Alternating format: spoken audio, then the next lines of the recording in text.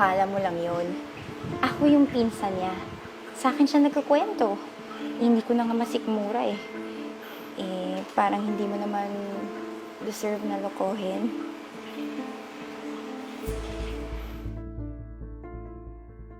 Cause, congrats graduate ka na. Sana all lang, 'di ba? Ako kasi di ako mapag-aral ng mga magulang ko eh. Cause, hindi pa naman nagtatapos dyan eh.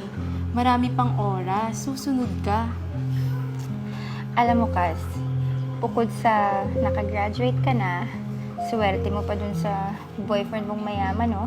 Grabe. Diba, isa siya sa tumulong sa'yo financially?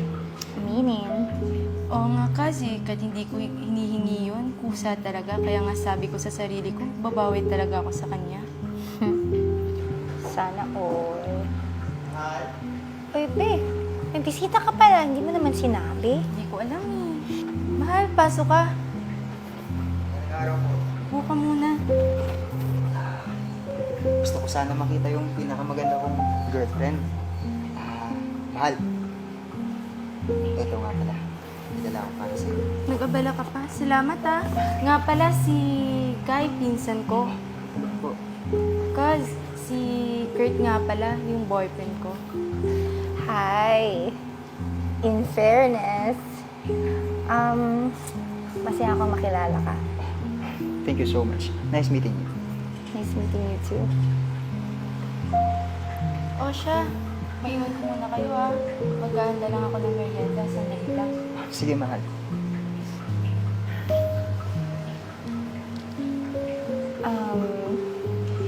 Sure ka na ba sa pinsan ko? Hindi naman sa Well, for me kasi, concern lang naman ako sa'yo eh. Secret lang natin to Pero sinabi niya kasi sa akin na Sinabi na ano?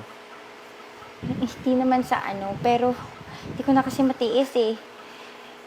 Sinabi niya kasi sa akin na piniperahan ka lang niya. Ha? Paano? Hindi naman ganun si Carol Akala mo lang yun. Ako yung pinsan niya. Sa akin siya nagkukwento.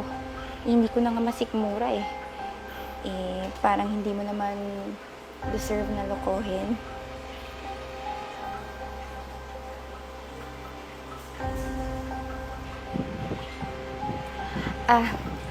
Kaya kahit pinsan ko siya, hindi ko siya kakampihan. Kung gusto mo pang malaman ng lahat, eto, text mo ko. Tapos pag-isipan mo.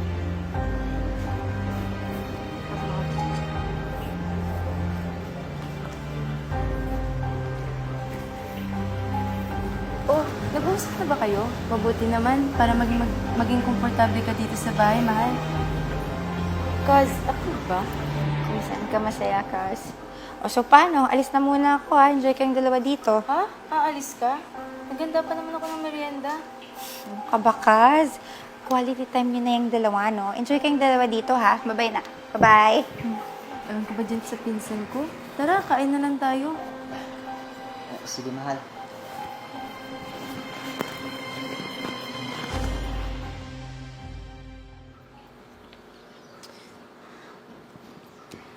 Uy, ano yung tingiti mo dyan?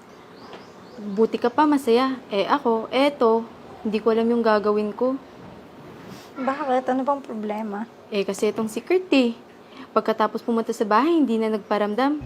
Wala naman akong ginawa. Di man lang nag-text sa akin. Baka busy. Cause, kahit anong busy pa yan, nag-update yun. Ewan ko ba, nung huling siyang pumunta dito, hindi na siya nagparamdam agad Oh my God, Kas. Baka...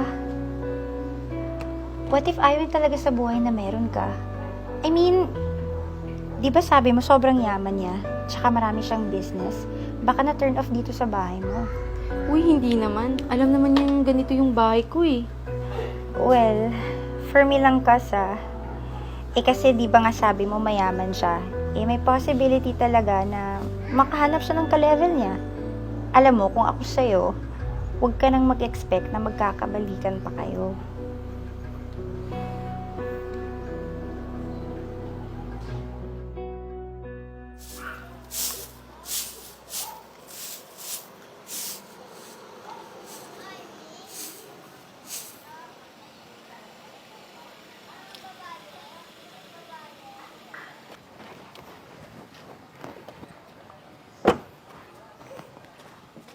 andito ka pala. Kala ko hindi ka na magpaparamdam sa akin eh.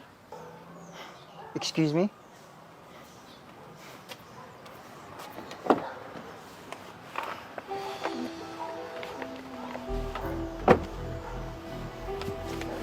Oh, hi, Carl. Babe, thank you pala sa mga pinamili mo sa akin, ah. Grabe, sobrang swerte ko talaga sa'yo. Siyempre naman, babe. Ikaw lang yung babaeng nagparamdam sa akin na hindi lang puro pera yung habol. Cuz, Kurt, bakit kayo magkasama? At saka babe pa talaga yung tawagan nyo ha? Wala kasi hindi ka updated. Niligawan ako ng ex mo. Tsaka ex mo na rin naman na, di ba? Kaya sinagot ko na. Cuz, Kurt, anong ibig sabihin nito? Ikaw, Kurt, ano to? Makikita na lang kitang may kasamang iba, tapos pinsan ko pa?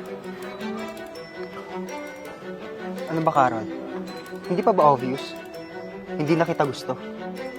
Bakit? May mali ba sa akin? Hindi ko kasi maintindihan eh. Mahal naman natin ang isa't isa. Pero sa isang iglap, naglaho ang lahat. Mahal? Mahal bang piniperahan ka? Ang alam ko kasi, minahal mo lang ako dahil mayaman ako. Pero sorry ka ngayon. Hindi na ako magpapauto sa'yo. Wow, ako pa talagang mukhang pera ngayon. Bakit hindi mo na lang aminin na na-turn off ka dahil sa estado ng buhay ko? At saan mo naman nakuha yan, ha? Ano ba? Matagal na rin naman kayong wala, di ba? Kas, respetuhin mo naman ako bilang bagong girlfriend niya. Mag-move on ka na. Sandali, babe. Saan mo kinuha yung pinagsasalita mo, ha? Hindi kita iniwan dahil sa estado ng buhay mo. Iniwan kita kasi pineperahan mo ako. Yan? Saan mo na ko yan? Hindi ako humingi sa'yo ng pera, Kurt. Never akong humingi sa'yo ng pera, alam mo yan. Isa lang naman ang sabi sa akin, eh. Cuz, anong ibig sabihin nito? Oo na. Ako na yung may kagawa ng lahat ng to. Eh ano naman? Litik naman kasi. Nasiyo ng lahat. Nakapag-aral ka, tapos nakabingwit ka pa ng mayamang boyfriend. Eh wala naman siguro masama kung gustuhin ko rin, di ba? Inagaw mo yung boyfriend ko, Kaz. Pinagkatiwalaan kita. Sa katunayan nga, balak ka kitang supportan sa pag-aaral mo eh. Kaso lang trinaidor mo ako. Kasi hindi ko alam. At ikaw, Kurt, pinagkatiwalaan kita. Kaya ayoko sa mayayaman kasi hindi ko kayo ka-level. Pero pinangakuan mo ko, Kurt. Nangako ka. Mahal, sorry. Hindi ko alam. Ngayong alam nyo na. Sana maging masaya kayo sa pagtatraidor nyo sa akin. Hindi ako nagsisi na nagtiwala ako sa inyo. Pero kayo ang dahilan kung bakit hindi na ako magtitiwala muli.